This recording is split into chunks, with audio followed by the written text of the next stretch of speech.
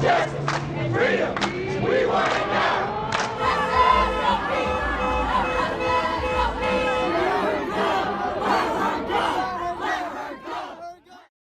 Activism is a verb.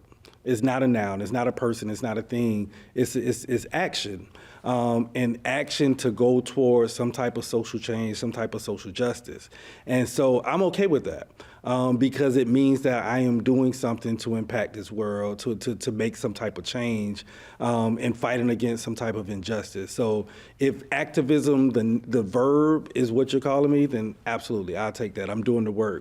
Studying history, honestly, gives me a lot of hope. Learning about like the activist movements and like how quickly the fight against like segregation in Tallahassee picked up. You know what I mean? Like, what? You know, it was the fire at Wilhelmina and Carrie Patterson's house. You know what I mean? They burned that cross on the house. The next day, FAMU came together and they're like, nuh-uh. And then the Intercivic Council started from that. This whole huge movement from a single incident started. So now that we're here, whatever movement happens, obviously I love TCAC, but we're not the saviors of all be all. Like, we'll just be a part of whatever movement is happening, but we'll have the experience to hopefully try to help guide things in the right direction and way. People say, Fred, you created history by doing certain things, and I've thought about that, and what I come up with is this, is not that we created history. I think we were more captured by the historical moment in which we were born.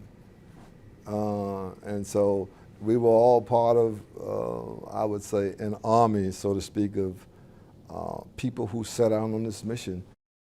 I'll tell you, when I took part in that anti-apartheid protest at Northwestern University back in the 1980s, and I left because I had a dinner date before the police arrived, and then I kind of shamefully called my mother and said, yeah, I'm sorry, but I was at a protest, but I left before I could get arrested. My mother said, Tananarive, I went to jail so you wouldn't have to.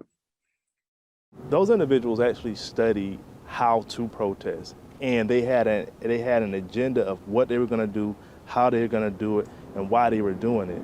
And so when we look at these organic movements today, we don't necessarily perhaps see that level of detail, but it's just more organic at this point. Before the evening was over, we had thought about the 9 other black candidates that run for the city commission and all lost. And we tried to analyze why we never won. And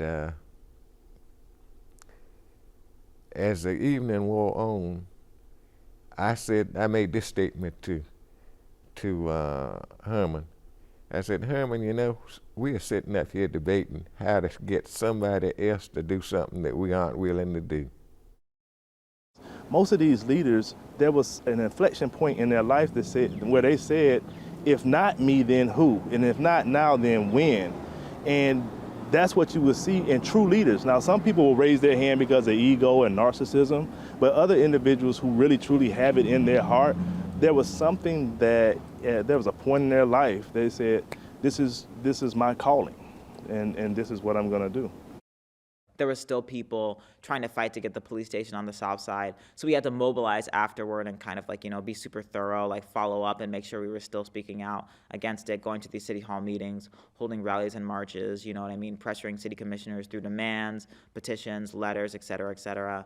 You know, that was really crucial for me, and it made me see like also how much like work and dedication you have to put into this kind of work, and how like you can't just like let go of a campaign immediately. You kind of have to like win what you're demanding and then defend it as well, because if you don't defend it, if you just are like, oh, we did it, yay, and step away or like dissolve your organization, nothing will happen. And it kind of made me like recognize the power of like grassroots organizations and what organizing does. Because when there's one big cause, you look for one big leader.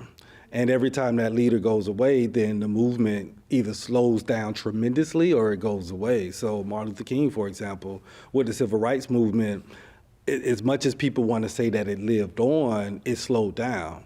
And then like other leaders that were civil rights leaders, when they left that community, the movement left along with it.